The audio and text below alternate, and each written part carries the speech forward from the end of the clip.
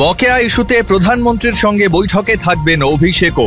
দিল্লি সফরে মুখ্যমন্ত্রীর সঙ্গী তৃণমূল সাংসদ, থাকছেন সুদীপ, ডেরেক সহ সংসদীয় প্রতিনিধি দল। স্বরাষ্ট্র মন্ত্রকের ব্যর্থতা ঢাকতেই ললিতের কলকাতা যোগে জোর। গ্যাস হামলায় বিজেপিকে তোপ কুণালের, পাস দেওয়া সাংসদকে বহিষ্কারের দাবিতে সরব নেতা। সংসদে গ্যাস হামলা কাণ্ডে ধৃত আরও এক।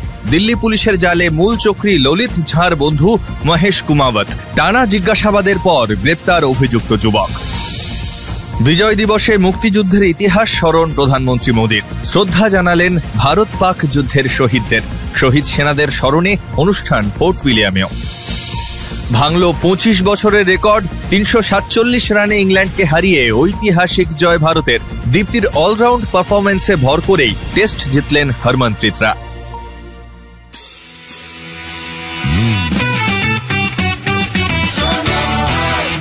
আপনি শুনছেন সংবাদ প্রতিদিন শোনো।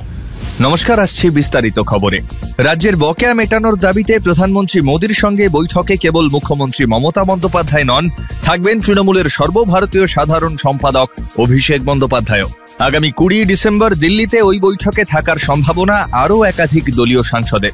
জানা গিয়েছে একই সঙ্গে দিল্লি যাচ্ছেন মমতা ও অভিষেক। প্রধানমন্ত্রীর সঙ্গে 20 ডিসেম্বর বেলা 11টায় তাঁর দপ্তরে গিয়ে দেখা করবেন মমতা। তার সঙ্গে থাকবে তৃণমূলের একটি সংসদীয় প্রতিনিধি দল। ওই প্রতিনিধি দলেই থাকার কথা অভিষেক বন্দ্যোপাধ্যায়। থাকবেন লোকসভার দলনেতা সুদীপ বন্দ্যোপাধ্যায়, রাজ্যসভার দলনেতা ডেরেক ওব্রায়েন সহ কয়েকজন সিনিয়র সাংসদ। দলের রাজ্য সভাপতি সুব্রত বক্সিও থাকতে পারেন। প্রধানমন্ত্রীর সঙ্গে বৈঠকের আগের দিনই দিল্লির নতুন বঙ্গভবনে তৃণমূলের সংসদীয় দলের বৈঠক হওয়ার কথা। তাতে দলের সাংসদদের সঙ্গে আলোচনা করে রণকৌশল তৈরি করবেন মুখ্যমন্ত্রী। এর আগে রাজ্যের বকেয়া মেটানোর দাবিতে তৃণমূলের আন্দোলনকে দিল্লির দরবারে নিয়ে গিয়েছিলেন অভিষেকই। ফলে বৈঠকে অভিষেকের উপস্থিত থাকাকে গুরুত্বপূর্ণ বলেই মনে করছে ওয়াকিবহাল মহল। স্বরাষ্ট্র মন্ত্রকের ব্যর্থতা ঢাকতেই ললিতের কলকাতা যোগকে হাতিয়ার করছে বিজেপি। সংসদে গ্যাস হামলা কাণ্ডে বিজেপিকে তোপ তৃণমূলের মুখপাত্র কুণাল ঘোষের। পাল্টা হামলাকারীদের পাস দেওয়া বিজেপি সাংসদকে বহিষ্কারের দাবিতে সুর চড়ালেন কুণাল। গত 13 তারিখ সংসদে গ্যাস হামলার ঘটনায় মূল চক্রী হিসেবে উঠে এসেছে ললিত ঝাঁর নাম। তার কলকাতা যোগের কথা প্রকাশ্যে আসার পাশাপাশি তৃণমূল বিধায়ক তাপস রায়ের সঙ্গে তার ছবিও সোশ্যাল মিডিয়ায় ভাইরাল হয়েছে। আর এই তথ্যকেই হাতিয়ার করেছে বিজেপি। জানিয়ে আবার পাল্টা দিল তৃণমূল শিবির। শনিবার সাংবাদিক বৈঠক করে কুণাল ঘোষ বলেন, সংসদের নিরাপত্তার ব্যর্থতা থেকে নজর ঘোরাতে এরা কলকাতা যোগের কথা বলছে। বড় কথা হলো বিজেপি এমপির ইস্যু করা পাসে তারা সংসদে ঢুকেছে। আসল কথা হলো নিরাপত্তায় গাফিলতি। যদি এই ছেলেগুলো খারাপ হয়, জঙ্গি হানার প্রবণতা থাকে, তাহলে বিজেপি সাংসদ তাকে ঢুকতে দিলেন কেন? জানা গিয়েছে হামলাকারীদের ভিজিটর্স পাস দিয়েছিলেন মহীশূরের বিজেপি সাংসদ প্রতাপ সিনহা। ওই সাংসদকে বহিষ্কারের দাবি তোলার পাশাপাশি কেন্দ্রীয় স্বরাষ্ট্রমন্ত্রী অমিত শাহের ইস্তফা ও প্রধানমন্ত্রী নরেন্দ্র মোদীর বিবৃতির দাবিতেও এবার সরব হলেন তৃণমূলের রাজ্য সাধারণ সম্পাদক। সংসদে গ্যাস হামলা কাণ্ডে এবার নয়া মোড়। মূল চক্রী ললিত ঝাঁর বন্ধু মহেশ কুমাওয়াতকে গ্রেপ্তার করল দিল্লি পুলিশ। এই নিয়ে সংসদ হামলায় গ্রেপ্তার মোট 6 জন। অভিযোগ, সংসদে না গেলেও পরে মূল চক্রী ললিতের সঙ্গেই ছিলেন মহেশ।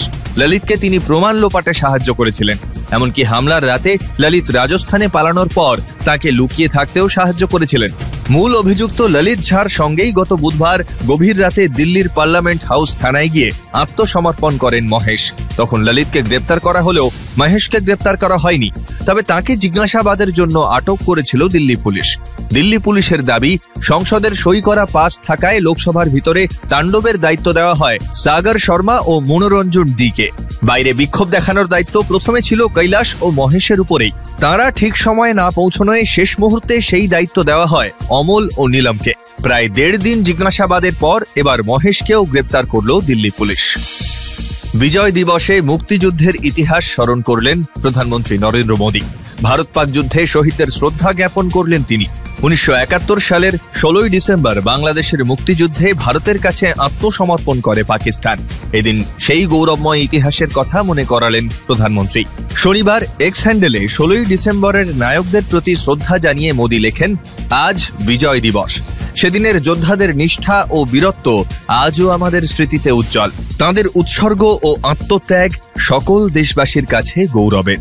ভারত তাঁদের সাহসকে স্যালুট জানায়। এদিন সেনার ইস্টার্ন কমান্ডের হেডকোয়ার্টার ফোর্ট উইলিয়ামেও বর্ণাঢ্য অনুষ্ঠানের মাধ্যমে শ্রদ্ধা জ্ঞাপন করা হয় মুক্তিযুদ্ধের শহীদদের। ভাঙল 25 বছরের রেকর্ড। দীপ্তি শর্মার অলরাউন্ড পারফরমেন্সের উপর ভিত্তি করে ইতিহাস গড়ল ভারতীয় মহিলা ক্রিকেট দল। মুম্বাইয়ের ডিওয়াই পাতিল স্টেডিয়ামে ইংল্যান্ডকে 347 রানে হারিয়ে মাত্র 2.5 দিনেই ওয়ান অফ টেস্ট জিতল প্রমিলা বাহিনী। ঠিক 25 বছর আগে পাকিস্তানকে 309 রানে হারিয়ে দিয়েছিল শ্রীলঙ্কা। এতদিন সেটাই ছিল মহিলাদের টেস্ট ক্রিকেটে সবথেকে বড় ব্যবধানে জয়। তবে এবার ইংল্যান্ডকে 347 রানে উড়িয়ে সেই রেকর্ডের মালিক হরমনপ্রীতরা। সদ্য সমাপ্ত টেস্টের প্রথম ইনিংসে 113 বলে 67 রান করেছিলেন দীপ্তি। দ্বিতীয় ইনিংসে 18 বলে করেন 20 রান। বল করতে নেমেও প্রথম ইনিংসে 7 রানে 5 উইকেট নেওয়ার পর দ্বিতীয় ইনিংসে 32 রানে 4 উইকেট নেন দীপ্তি। একই টেস্টে 50-এর বেশি রান ও 5 উইকেট নিয়ে রবিচন্দ্রন অশ্বিন ও রবীন্দ্র জাদেজার সঙ্গে আসন ভাগ করে নিয়েছেন দীপ্তি। এর পাশাপাশি মহিলাদের টেস্টে ইংল্যান্ডের বিরুদ্ধে ভারতীয়দের সেরা বোলিং পরিসংখ্যানে জায়গা করে নিয়েছেন এই তারকা অলরাউন্ডার। শুনতে থাকুন সংবাদ প্রতিদিন শোনো।